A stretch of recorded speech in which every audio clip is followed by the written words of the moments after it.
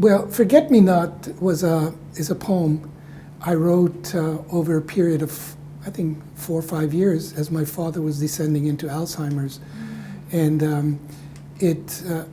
I would get up in the mornings and go over to the place where he was staying in a hospital and feed him and spend time with him and work on his memory or try to remind him of things. And he, over the 5 years, there was that kind of a degeneration that happened from him knowing where he was to not knowing what he was.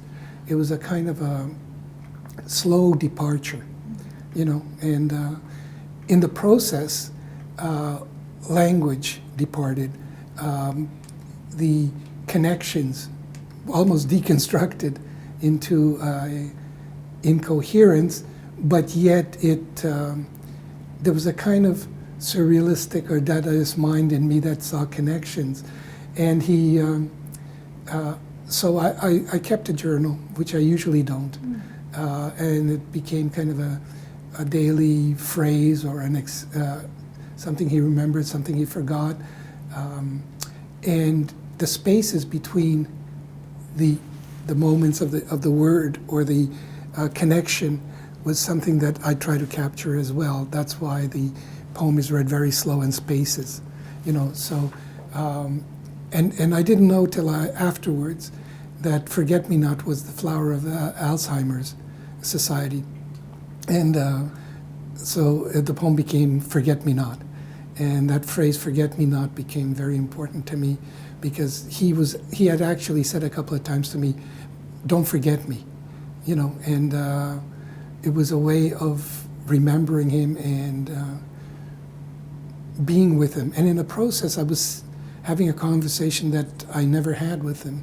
even though he wasn't that conscious of it. I was more, and in some ways, it was more my conversation with him than his conversation with me.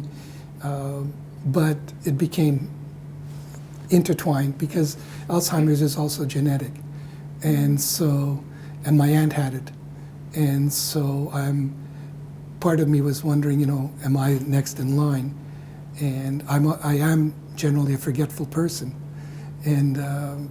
but it's been with me, like keys misplaced, and I go back 3 times to my place to get something and always forget one other thing, and so this forgetfulness or forgetting or forget me not became a kind of what was playful, and the absent-minded professor kind of thing, and Farkas can't remember anything.